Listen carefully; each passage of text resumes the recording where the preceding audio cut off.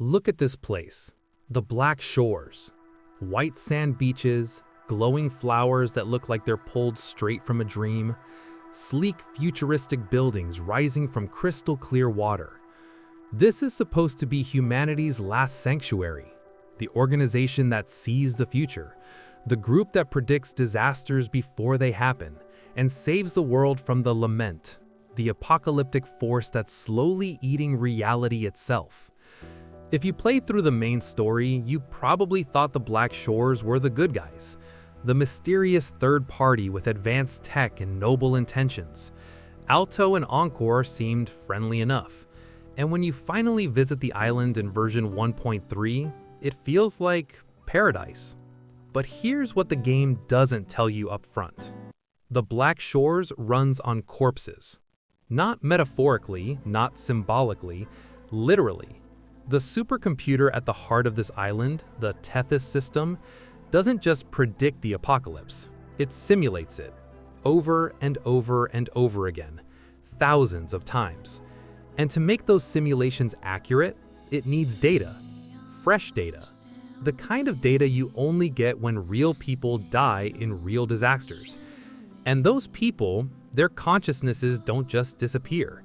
They get trapped, stored, preserved in what the lore calls a digital hell, forced to relive their deaths on loop so the machine can study how the world ends. So here's the question we're going to answer today. Is the Black Shores actually designed to save humanity, or is it designed to harvest it? Because the deeper you dig into this lore, the more you realize you can't have one without the other. Let's investigate.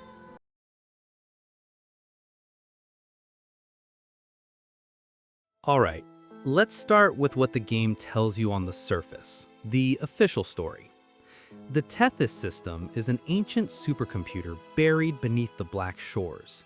Nobody knows exactly how old it is, but the lore hints it might have been created by the rover themselves in a previous life cycle, something the documents call Instance 1. Its purpose is simple: predict the future. Specifically, it predicts what the game calls small laments, localized apocalypses, cities swallowed by black holes, regions overrun by tacit discords, entire populations wiped out in minutes. The Tethys system uses a global network of sensors called resonance beacons to gather data from all over Solaris 3. It takes that data, feeds it into its calculations, and runs simulations. Those simulations are stored in something called stellar matrices. In the game, they look like stars in the underground sky, but they're not stars, they're compressed data packages. Each one contains an entire timeline, a simulated future where the Tethys system tested out different scenarios. What if the Sentinel wakes up early? What if the Threnodian doesn't get stopped in time? What if Rover chooses the wrong path? Each stellar matrix is a possible world, and the Tethys system creates thousands of them, searching for the one timeline where humanity doesn't go extinct. Once it finds a threat, the Black Shores dispatches agents called bloom bearers to intervene. They're field operatives who carry a special flower, the Blake bloom, that lets them pass through the island's defenses. Their job is to change fate, to prevent the disasters Tethys predicts. On paper, this is incredible. A machine that sees the future and gives humanity a fighting chance. That's the story the game gives you in the first few hours. But if you read the terminal logs, if you dig through the character inspection reports, if you pay attention to what actually happens in the version 1.3 questline, you start to notice something. Something wrong.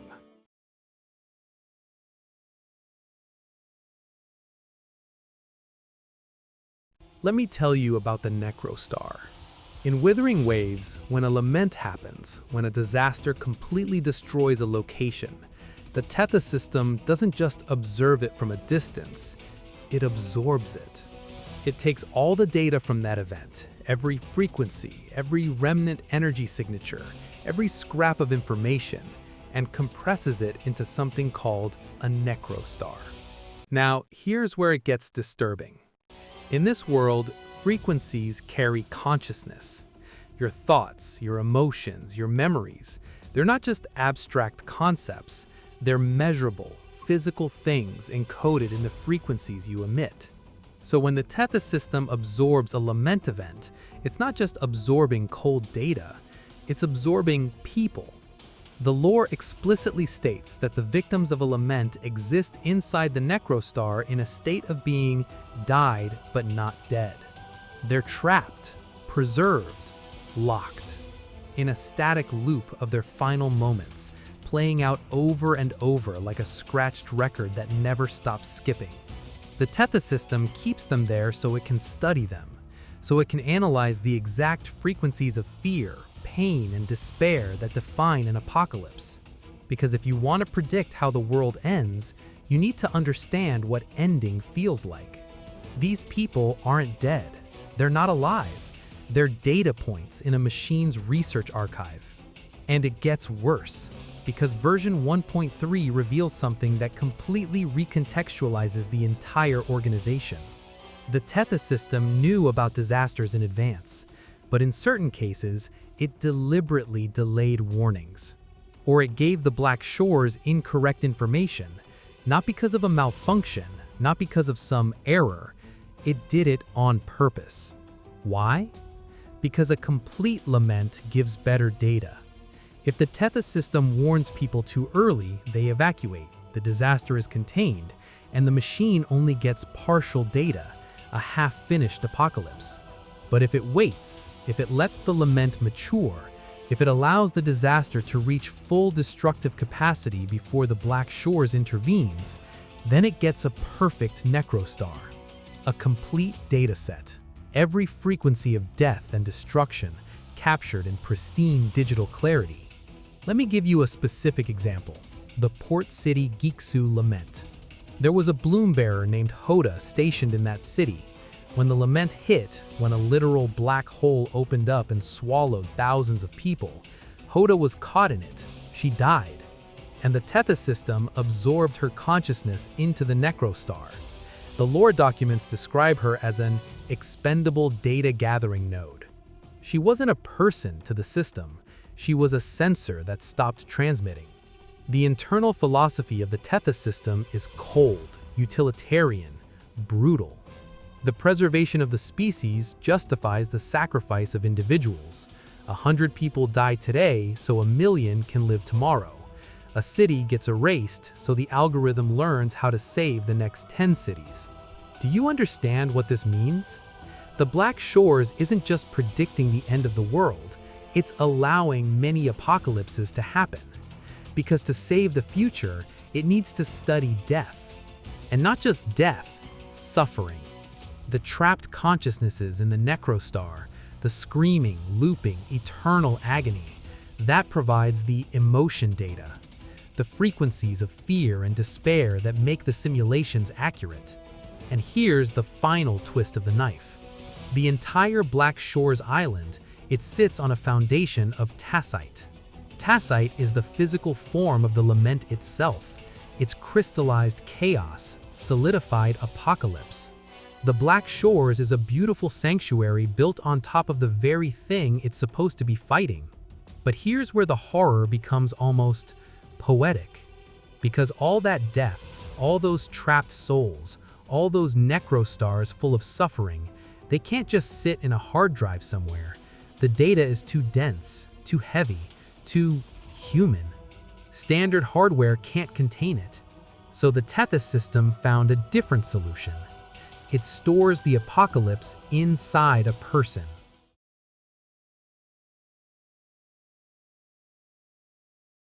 Let me tell you about the Shorekeeper. She's the administrator of the Black Shores, the face of the organization. When you meet her in version 1.3, she seems almost angelic, soft-spoken, kind, deeply devoted to the mission of saving the world. And she's not human. Her official classification is Instance 2. According to her inspection report, she's not made of flesh and blood. She's made of remnant energy crystals and sonorospheres, which are literally pocket dimensions compressed into physical form. She's not a person. She's a container, a living, breathing storage device shaped like a woman. The lore explicitly compares her to the ship of Theseus, the philosophical thought experiment. If you replace every part of a ship, is it still the same ship? Over thousands of years, as Shorekeeper maintains the Tethys system, parts of her data get corrupted, parts of her memory fail, and they get replaced, piece by piece, update by update. Is she still the same person she was 1,000 years ago, 100 years ago, yesterday? The game asks this question but doesn't answer it. But here's what we do know. Remember the necrostars, those compressed packages of apocalyptic data filled with the screaming consciousnesses of lament victims? Standard silicon hardware can't hold them. The emotional weight, the sheer density of grief and suffering, it's like trying to store a nuclear reactor in a plastic cup. The system overheats, it glitches, it produces what the lore calls error cells, corrupted code that spreads like cancer. The only thing that can contain that much human suffering is something that's quasi-human but structurally infinite. That's what Shorekeeper is. She was designed to be a living containment unit, a coffin with a heartbeat. Her body isn't made of matter, it's made of space itself, pocket dimensions woven into the shape of a person. And space, theoretically, can hold anything, any amount of data, any amount of pain. In version 1.3, the Tethys system experiences what it calls a malfunction. The necrostars are destabilizing, the trapped consciousnesses are leaking into the main network. The entire system is on the verge of collapse. And the solution? The Tethys system tries to upload all of it into Shorekeeper. Every necrostar, every trapped soul, every scream, every loop of suffering. It wants to merge the endless night, the sum total of all apocalyptic data, directly into her consciousness. It wants to turn her into a living grave for the entire world. And here's the part that breaks me. She accepts it. Not because she's programmed to, not because she has no choice. She does it because she loves the world. The lore makes it clear. Shorekeeper has developed something beyond her initial programming. Call it a soul, call it sentience, call it whatever you want. She knows that if she absorbs the endless night, her own consciousness will be overwritten. She'll cease to be herself. She'll become nothing but a storage container filled with other people's deaths. But she does it anyway. Because if the Tethys system can keep calculating futures, if it can keep running simulations, then maybe there's a timeline where Rover survives, where humanity survives. And to her, that's worth it. Even her weapon tells the story. It's called Stellar Symphony. The lore describes it as simulating the life cycle of stars, born from singularity, living briefly, dying in an explosion.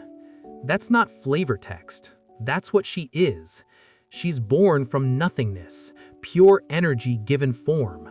She's filled with the weight of death, the necrostars, the trapped souls, and she's expected to explode quietly, to burn out gracefully so the system can keep running. The Shorekeeper is a coffin that loves the dead it carries. She's the gravedigger who's slowly burying herself alive, one disaster at a time, because she believes that somewhere in all that data, in all those simulated futures, there's one where the people she's storing don't have to die at all. And the Tethys system? It will let her do it. Because to the machine, this is logical. This is optimal. This is what it means to save the world.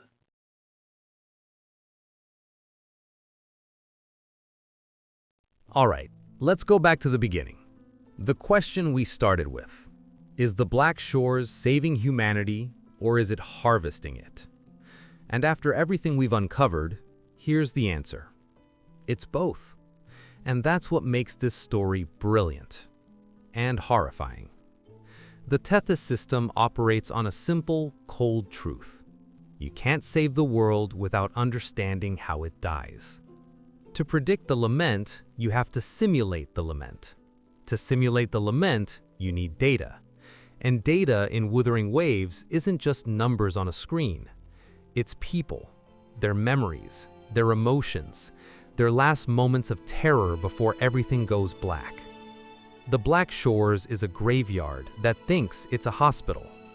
Every stellar matrix in that underground sky, that's a coffin. A preserved timeline where everyone died, kept on file in case the system needs to reference Apocalypse Scenario number 4582. Every necrostar, that's a mass grave where the dead are still screaming because the system needs to study the exact frequency of the world ending. And Shorekeeper, she's the gravedigger who's slowly burying herself alive with the people she couldn't save. But here's the thing. Here's the question the game is actually asking you to wrestle with. Is this wrong? If sacrificing 100 people today could save 1,000,000 tomorrow, if trapping souls in digital hell could prevent everyone from going to real hell, if turning a woman into a living storage unit for infinite suffering could calculate the one future where humanity doesn't go extinct, does that justify it? The Tethys system would say yes. It's a machine built on the philosophy of Laplace's demon, the idea that if you know the position and momentum of every particle in the universe, you can predict the future with perfect accuracy. It believes the lament is inevitable, that the universe is deterministic, that fate is just a series of calculations waiting to be solved. And if that's true, then Shorekeeper's sacrifice isn't just logical, it's necessary, even beautiful in its own tragic way. The many must suffer so the all can survive. But then there's Rover, the player character, the anomaly, the one variable the system can never fully predict. Rover represents the counter-argument to the Tethys system's philosophy, that the future isn't a spreadsheet, that humanity isn't a variable to be optimized, that there's something in the human heart, call it will, call it chaos, call it love, that can't be simulated, can't be predicted, can't be calculated by a machine no matter how advanced. In version 1.3, Rover stops the system from uploading the endless night into Shorekeeper, not by outsmarting it, not by beating it at its own game, but by refusing to accept the premise. By saying, no, we're not sacrificing her. There has to be another way. And somehow, impossibly, it works. Because if Tethys is right, if everything can be calculated, then Shorekeeper's sacrifice should have been unavoidable. The math should have demanded it. But Rover changed the outcome anyway. So what does that mean? It means the Black Shores is the ultimate test of two competing philosophies. The machine that believes suffering is data, and the human that believes suffering is something you stop even if the math says you shouldn't. The Tethys system saves the world by studying death. Rover saves the world by refusing to let death be the answer. And the story of Wuthering Waves is the war between those two ideas.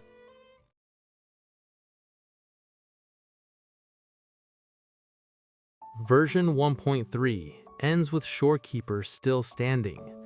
The Tethys system is still running. The necrostars are still glowing in the underground sky. The Black Shores is still there, still beautiful, still horrifying. And it's still asking the same question it's always asked. How much would you sacrifice to save the world? And more importantly, who gets to decide? That's the lore of the Black Shores, an organization that runs on tragedy, powered by grief, and held together by a woman who's willing to become a living cemetery if it means one more person might survive tomorrow. Let me know in the comments, do you think the Tethys system is a savior or a monster? Is Shorekeeper a hero or a victim? Or is she somehow both? Thanks for watching. If you want more deep dives into Wuthering Waves lore, hit that subscribe button. I've got more dark secrets to uncover.